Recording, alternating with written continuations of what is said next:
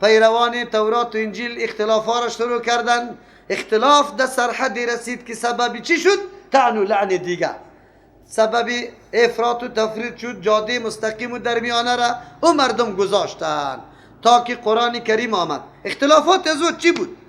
یهود و نصارا در مورد عیسی علیه السلام اختلاف.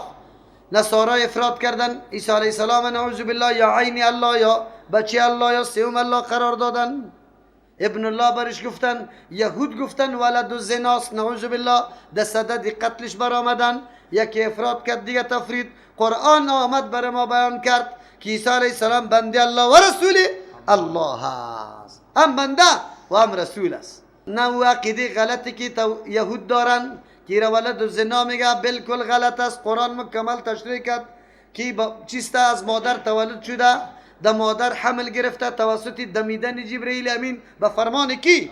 الله متعال. کل حقیقت واضح کرد. و نه چیسته افراط نصارا که را عین الله یا بچه الله اسم الله میگه. موضوع اختلافی شد. اگر در مسائل عقیده‌ای است یا تشریعی در عملی است، کدام اختلافی که دارن قرآن کریم همون موضوعات اختلافی را مکمل حل میکنه، بیانگر حقیقت است. یا است که نصارا در بین خود اختلاف کردن در مورد عیسی علیه السلام. عقیده سه قسم شد. بعضی گفتن عین الله، دیگه چی گفت؟ بگه بچه الله، دیگه گفت سوم الله. این سه طایفه در بین خود، یعقوبیه، ملکانیه و نستوریه، هر سه شون آنقدر اختلاف عمیق شد که یکی دیگه خود کافر، یکی دیگه خود طعن و لعن گفتن. هیچ چیز باقی نمان. قرآن کریم آمد جاده مستقیمه، جاده درمیانه را در بین افراط و تفرید معرفی کرد برای مردم. موضوعات مکمل حل شد. الله بر ما میگه از یک طرف ای یهود و نصارا، شما چیزی را از دست داده بوده که باید او چیزی که از دست داده بوده پس در دستتان می آمد، چون که سبب اختلاف عمیق شده بود، در بدر شده بوده. با آمدن قرآن کریم بعد اول لبیک پذیرفتن قرآن شما میگفته، نبوت رسول الله را اول شما تایید میکرده. چرا؟ به خاطری که شما یک دفعه آشنایی با وحی داشته. بعد از او در بدری براتان آمده بود. کسی که یک دفعه صحت دیده باشه بعد از او مریض شوه، قدر صحت برش میآید و دنبال صحت میگرده. قرآن که آمد بعد اولین مردم تایید کننده از شما بوده. چرا که موضوعات بالکل برملا میشد، لیکن یا او را نرفتن. لیکن برای امت پیغمبر علیه السلام الله متعال تنبیه میده، ای امت پیغمبر شما اختلافات شروع نکنی. هر کس دنبال یک عالم حاکم نگیری که اختلافاتتان آنقدر عمیق شود که حتی نکاح کردن یک چیسته اهل مذهب، پیروانی مذهب با پیروانی مذهب نکاحش جایز ندانه. شافعیه را میگه حنفی گرفته نمیتونه، حنفیه را شافعی گرفته نمیتونه. کتابا هست، من نمیگم. تا اختلافتان قدر عمیق شود که یک نماز عبادت الله، یک نماز عبادت الله که به طریقش هم رسول الله بیان کرده، در یک جای توحید، در مرکز توحید که ابراهیم علیه السلام بنا کرده، مکه معظمه، 4 مصلی و 4 چی بود؟ محراب بود. یکیش مصلی حنفی، دیگهش مالکی، دیگه شافعی، دیگه چی؟ حنبلی. تا این اندازه را الله بر ما میگه امت پیغمبر رجوع کنی به کتاب الله. کلتان به کتاب الله، دنبال یک عالم محکم نگیری. وحی نیست، نظریات است. نظریات از یا دو قسم است، هم ثواب هم خطا. ثواب اگر بود علی الراس والعین، اگر خطا بود الله بر از او اجر داده، خود تو دنبالش نرو، محکم گرفته ایشه. امروز هم همین اختلافات مذهبی ما قدر عمیق شده، یکی پشت دیگه طعن و لعن کتابا نوشته شد، احادیث وضع شد، احادیث وضع شد، حدیث موضوعی جور شد. در امت ما یک کسی پیدا میشه که نامش چی است؟ ابن ادریس است، بدتر از ابلیس است. در مورد شافعی، امام شافعی رحمه الله کتابای احناف نوشته کرد. برای امام خود حدیث موضوعی وضع کرد، النعمان سراج امتی. بس یک اختلافات در کجا ما را رسانده؟ در بدر خاک بسر کرده. امروز امت چه قسم جمع میتانی؟ جمع شده کتاب الله در سنت صحیح رسول الله. این فرقواریت بگذاری که تباه کرده ما را، در بدر کرد. گاهی سرحدات ما را در بدر کرد، گاهی تنظیم بازی، گاهی مذهب بازی، گاهی طریقه بازی، کلش ما را در بدر کرد. در بدر دین اختلاف نمیپذیره، وحدت. واعتصموا بحبل الله جمیعا ولا. مطلبش چیست؟ معنایش چی است؟ چرا تفرق میکنی؟ موضوعات اجتهادی است، بله در یک مسئله اجتهاد است، اجتهاد 100 نفر جمع میشه، میبینم که اجتهاد کدامشان قرین چیست؟ کتاب الله و سنت رسول الله، موافق از اوست، امور میپذیرم، ولو که از احمد است از محمود است. ما کم گرفتیم نه، قول امام ابو حنیفه بالا، قول 3 امام دیگه چیست؟ پایین. در فتاوا نوشته کرده مذهبنا صواب یحتمل الخطا، مذهب ما درست است، احتمال خطا را داره، احتمال، و مذهب مخالفنا خطا یحتمل الصواب، مذهب مخالف ما خطاست، احتمال درستی را داره. در فتاوای شامی مهمترین کتاب علمای احناف ذکر است. بپذیرم یا نپذیرم؟ اینا بپذیرم؟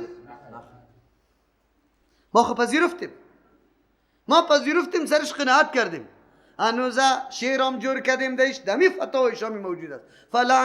فلعنت ربنا عداد رمل علی من رد قول ابی حنیفه، نیست موجود است. کدام طرف شویم؟ قرآن خو میگه این قرآن است که مردم جمع میکنه و ما میگیم متفرق میکنیم.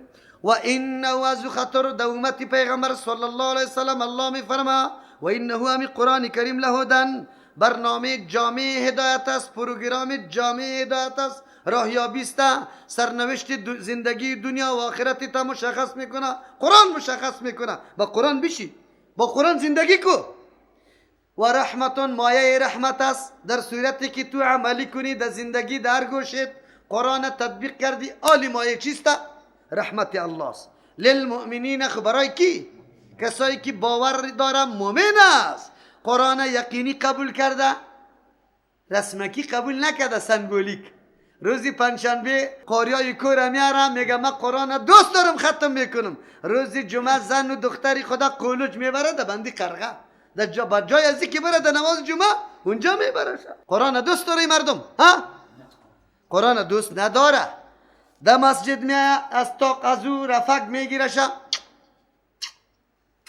لیکن بیرون میبرایه، جیب مردم قیچی میزنه، میره سود میخوره، دزدی میکنه، قمار میزنه، شراب میخوره، کدام؟ فحاشی میکنه، عیاشی میکنه. قرآن برش گفته چرا بوسه میکنی؟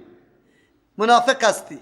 در ظاهر به مردم اطلاع نمود میکنی که یک قدر عقیده به این کتاب دارم که پرسان نکن، لیکن در عمل یک حکم قرآن در تو دیده نمیشه.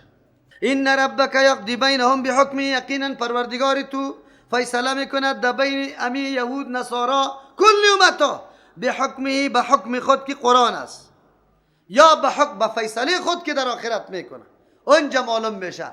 آلی خو هر کس میگه دو قیمت ترش نیست، کلگی میگه، حنفی میگه ما در جنت هستم، شافعی میگه ما، حنبلی میگه ما، بگوی مالکی میگه ما، سلفی میگه.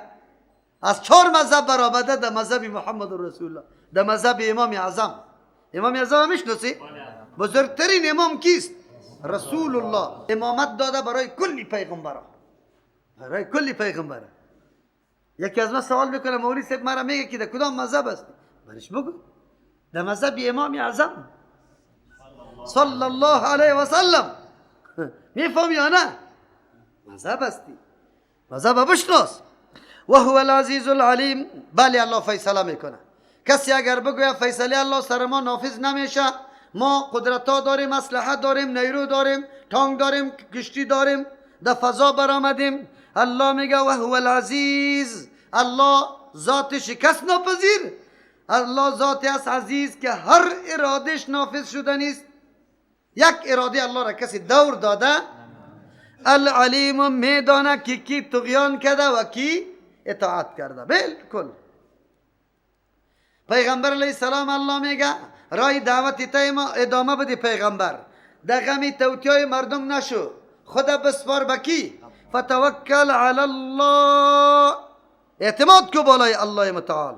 زمانی که حجت نبوتی تو ثابت شد، دلیل نبوت آمد، امروز به کسی عذر نیست. قرآن کریم تمام موضوعات پشت و پالی کرده، مسائل توحید بالکل واضح و روشن کرده. اولی اگر مردم دیگه طرف میره انوزم توتیا میکنه، هیچ غمشه نکو، اعتماد سری الله بکن، خدا بسپار به الله در کل چیزا، دعوتی تا ادامه بده. چرا انک علی الحق المبین، یقینا تو بالای حق هستی، بالای او رای هستی که ثابت است، واقعیت داره، خیالی نیست، بی اساس نیست، دلیل و سند داره. المبین که آشکارا کننده است کل حقایق، سری رای حق صراط مستقیم است، رای قرآن کریم است. خودم روشن است، دیگران هم روشنی میده. چرا میترسی؟ توکل کو به الله متعال، دعوت بده، دعوت بکن، تبلیغ بکن، برسون احکام الله متعال. نمیشه. پیغمبر بیان میکنه نمیشه. وقتی که الله پیغمبر میگه تو سری حق هستی، باید مردم بپذیره. جواب مردم میپذیره. کی میپذیره؟ که محل صلاحیت ازیره داشته باشه، قابلیت ازیره داشته باشه. نقصان در برنامه پیغمبر نیست، نقصان در کسی که دعوت داده میشه در اوسته. چرا؟ او آمده در ترجمه نشسته، دیگه گپا را خوب نمیشنوه. همین یک دفعه نام امام ابو حنیفه رحمه الله را که گرفتم، همین زود کرده چادرک که خودم میگیره میبره در مردم تبلیغات میکنه. مولوی متوکل امام ابو حنیفه را بد دورت گفت. کی بد دورت گفت؟ تو دروغ گوی. کی؟ کجا گفت؟ چرا؟ او از همی اول که آمد همینطور پندیده آمده، حالی گپ خوب دقیق نمیشنوه. او فقط در صدد ازی بود که یک گپ بش پیدا کنه. گپ حالی چلنج برش بده، بیا در کجای امام ابو حنیفه رحمه الله را بد گفته؟ ما اصلی پیروان امام ابو حنیفه رحمه الله هستیم. بیا شرط میمونی ختمو که پیروان کیست؟ امام ابو حنیفه رحمه الله سلفی است. کسی اگر ثابت کرد که نه در کدام مذهب است غیر از مذهب رسول الله، اگر کسی ثابت کرد که امام ابو حنیفه در کدام مذهب غیر از مذهب پیغمبر است، بگو. همین مردکه که میگه برای من جواب بگو که غیر از مذهب رسول الله است. پدرش ثابت کرده نمیتونه، ما هم در مذهب رسول الله است. الحمدلله. بفهمید دین خو این گپ نیست. تقلید زولانه در پایت است، نمیگذارته. چشمت نمیتور فقط اسب گاڑی جور کرده. بگذار طرف تحقیق بکو، حقیقت برات برملا شود، برات واضح شود. انک لا تسمع الموتى.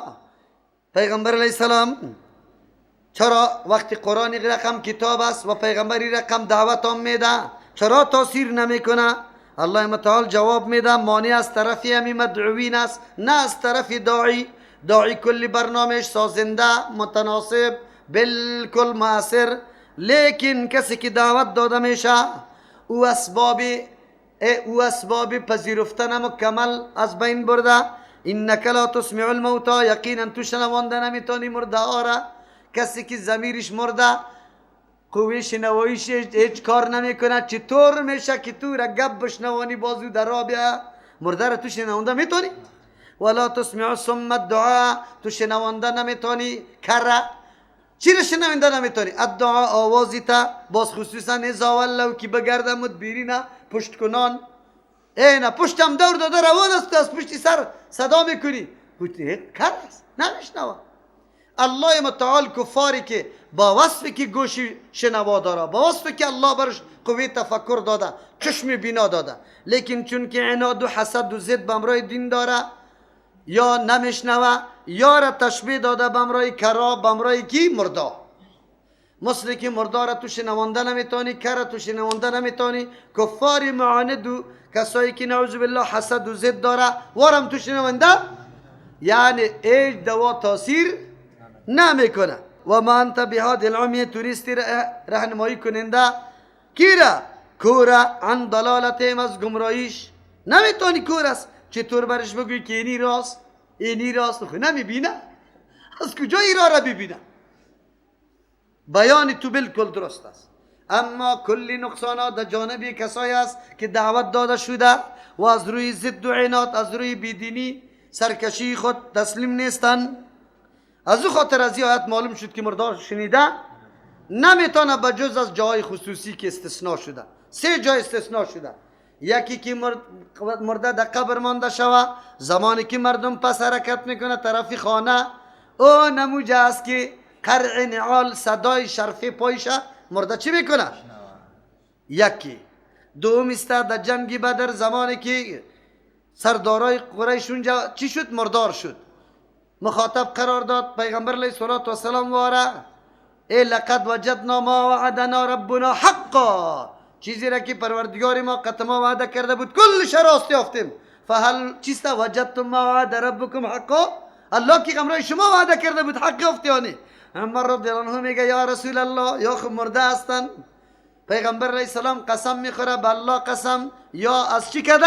از شما کدم فی الحال خیلی خوب شنیده نیسته. اونجا استثناء شده. سوم استثناء زمانی که سری مقبره تیر میشی سلام میندازی، شنیدن سلام در حدیث ثابت است که مرده میشنوه، اما دیگر جایا نمیشنوه، نه آمده میتونه نه شنیده میتونه نه خبرداری داره، هیچ چیز هم گپا نیسته. از دو خاطر در این شبا بعضی مردم شبی 28 و 29 به نامی یا 29 یا 28 به نامی شبی مرده میگیره، شبی زندهش هیچ چیز نمی باشه. چرا؟ زنده بخیل است. آدم که در مرده رسید باز چی میکنه؟ تیت میکنه. امیرش سفید زن گاهی یک طرفیشه گاهی دیگر طرفیشه گرفته حاجی صاحب حاجی صاحب حاجی صاحب حاجی صاحب، در پا به این زن نمیده، لیکن وقتی که پایا دراز میشه بچه خدا چی میگه؟ گوه بکشه مردم خواب نان بده. ای بدبخت چرا نان بده؟ خودت زنده بودی نان میدادی، در جای خوب پولیت مصرف میکردی در حالت مردگی. آلی هم عرفه شب به نام عرفه یاد میکنه. عرفه شب چیسته؟ نهم ذوالحجه را میگه. کی را میگه؟ او را عرفه میگه. یا میگیرشه در ایدی خورد یک شب به نام عرفه یاد میکنه. عقیده غلط داره که مرده میایه در دروازه استاد میشه که چی کرده؟ خیرات کشیده یا نه؟ اگر بکشی بسیار خوش پس میره، اگر نکشی بسیار خنجیگر میشه. از او خاطر اگر داری اگر نداری باید پخته کنی. باز یک کاسر هم در مسجد روان کن. در شارای قدر نیست، در دیاتای گپ بسیار زیاد است. فهمیده؟ این گپا کلش نادرست است. تخصیص صدقه برای یک شب و روز قطعا غلط است. عقیده پس آمدن مرده و ارواحا این گپ غلط است. ارواح پس گشته نمیتونه. ان تسمع الا من یؤمن، شنونده نمیتونی توی پیغمبر علیه السلام، شنونده نمیتونی توی پیغمبر علیه السلام الا من یؤمن، مگر کسی که عقیده داره به آیاتنا، یعنی او طور شنیدنی که معصر واقع شوه از او درس بگیره ثمر بخش تمام شوه. کسی را تو شنونده میتونی که او ایمان داره به آیاتنا، با آیاتای ما، یعنی اینجا در قلبم روشنی توحید پیدا شده باشه، بعد از او قرآن خیلی خوشش میاد، شنیدن خوشش میاد، عمل کردن خوشش میاد، باور کردن خوشش میاد. هر کس نه. فهم مسلمون، پسی مردم ها تسلیم به احکام الله است. کسی که با حکم الله خود تسلیم کرده و بسیار شنوندن تو سر از او تاثیر داره و ثمره را میگیره. و اذا وقع القول علیهم اخرجنا لهم دابة من الارض، الله بیان علامات بزرگ قیامت میکنه. سه قسم علامات بزرگ است. اول تقسیم در علامات قیامت دو قسم است، یکی علامات خرد است یکی بزرگ است. علامات خرد مختلف حدیث ها زیاد علامات ذکر شده. زکات تاوان دانستن بگه، سرپرستی در زن دادن، خدا چی؟ زنجور کردن یا مامده، جهل زیاد شدن، علم از بین رفتن دیگه بگه، مردمای شریر آکما و کلانا شدن، مردمای خوب چی؟ پس شدن دیگه، زنا زیاد شدن مردا کم شدن دیگه، عیاشی و فحاشی زیاد شدن، زنا زیاد شدن، در مسجد ها موسیقی بگه شنیدن. آلی موبایل هست یا نه؟ الا گل دانه را شروع میکنه یک دفعه دا اینی رکعتی نماز استی. همین طور است. یا علامات خرد قیامت است. چیست؟ ده علامه بزرگ در یک حدیث پیغمبر علیه السلام ذکر کرده. خروج یعجوج و معجوج، نزول عیسی علیه السلام، پیدا شدن مهدی و بگه دابت الارض، سه خسف در روی زمین میشه، مشرق و مغرب و یکی هم در چیست؟ حجاز دیگه. یک آتش پیدا میشه از عدن یمن، مردم طرف محشر جمع میکنه دیگه. چی است؟ چی؟ دجال است، خروج دجال است. دابت الارض که اینی فعلا اینجا ذکرش آمده. باز همی علامات بزرگ قیامت سه قسم است. یکی و علاماتی است که قبل از وقوع قیامت است، یکی است که در هنگام وقوع قیامت است، یکی و علاماتی است که بعد از وقوع قیامت است. سه قسم است. یکی از جمله علاماتی که قبل از قیامت است، ولی بعضی علما میگه هنگام قیامت است. چرا؟ به خاطری که بعد از زمین برآمدن دابه قیامت شروع میشه. از همون خاطر در وقتی برآمدن دابه توبه قبول نمیشه. دابه چی است؟ در قرآن کریم ذکرش آمده، در حدیث هم آمده. دابه هر حیوان جانوری زنده را میگه که میگرده. مشخصاتی دابه، رنگ و رخ زیره از کجا میبرایی گپا در حدیث ذکر نشده. تنها همی قدر است که یک جانور است، دو مطلب داره مثل که در اینجا هست. تو کلمهم، بعضی میگه که او گپ میزنه، کافر و مسلمان جدا میکنه. در گپ زدن یکی را میگه تو کافر هستی تو مسلمان، خود به خود مشخص میشه. آلی خود کلگی اگر قطعی امریکایی هم کشته میشه چیسته؟ رختی سرش هوار است، باز بیرق سرش بالا میشه. اگر در ضد امریکا هم کشته میشه شهید است. لیکن اونجا معلوم میشه که شهید کیست.